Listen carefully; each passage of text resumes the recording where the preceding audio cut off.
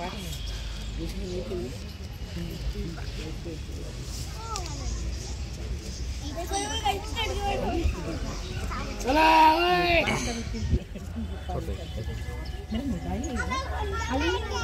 चेतन एक वीडियो करूँ जो सब बच्चों को लेके जाओ, बहुत तरह तेरे हम एक वीडियो ये कट मारे उधर बहुत तेरे तेंदुए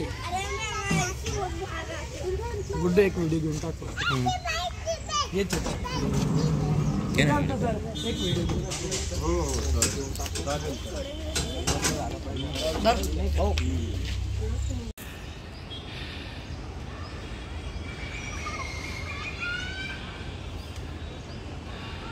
नायलॉन दोरी दिसती कधी? हा दिसली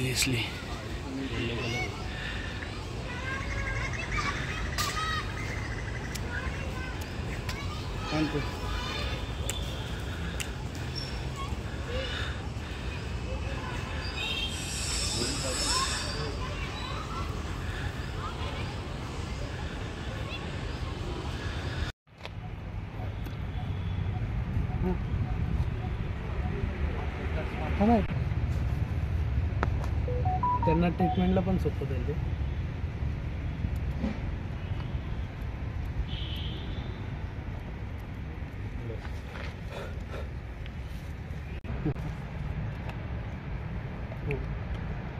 गिरी भाऊ हात काढून घ्या तुमचा ते दिसून राहू ना, ती मान सोडेलच खाली.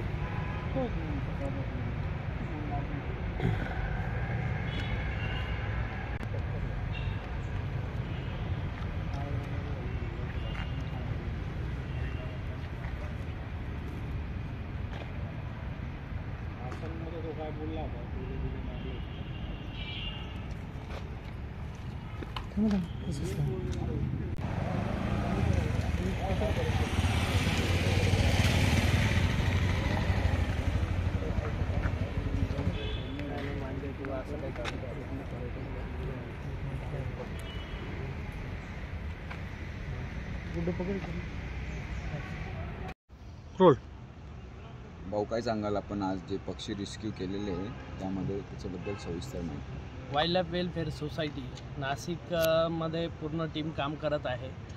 तर आज सकाळपासून बरेचसे पक्षी नायलॉन मांजेच्या विळख्यामध्ये अडकून पडत आहेत. हे दरवर्षीचं प्रमाण वाढत जात आहे. तर याच्यावरती कडक शासनाने कारवाई करावी ही आम्ही नेहमीच विनंती करत असतो. तर तसंच हा सर्रासपणे छुप्या पद्धतीने मार्केटमध्ये नायलॉन मांजा विक्री अजूनही चालू आहे. व तसेच शासनाने जसं पोलीस आयुक्तांनी पण कठोर कारवाई चालू केल्या आहेत. तडीपारीसारख्या कारवाया 2 वर्षापासून चालू आहेत. तरीही नायलॉन मांजा हा छुप्या पद्धतीने मार्केटमध्ये उतरतो आहे. याच्यावरती प्रॉपर बंद व्हावं अशी आम्ही विनंती करतो.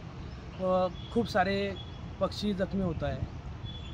मुख्य जनावरं अडकले जातात. तसे सगळ्याच प्रकारचे पाळीव प्राणी पण येतात. जे दुर्लभ प्राणी आहेत जसे गार वगैरे जे मानवी जीवनापासून खूप लांब असतात ते सुद्धा त्याच्यापर्यंत त्या विळख्यामध्ये अडकले जात आहेत. तुम्ही किती दिवसपासून काम करतो आणि आतापर्यंत किती पक्ष्याचे जीव वाचवले? आम्ही गेल्या अनेक वर्षापासून काम करतो आहे आणि हे वर्षानुवर्ष काम आमचं चालूच असतं. नेहमीच वाईल्ड लाईफ वेलफेअर सोसायटी ही काम करत आहे आणि करत राहील. तरुण पिढीला काय संदेश देणार आहे?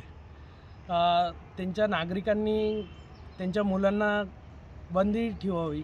नायलॉन मांजा वापरू नये व आजूबाजूला पण कोणी वापरत असेल तर त्याला पण तिथल्या नागरिकांनी कळवावं का नायलॉन मांजा वापरू नये असं सांगावं.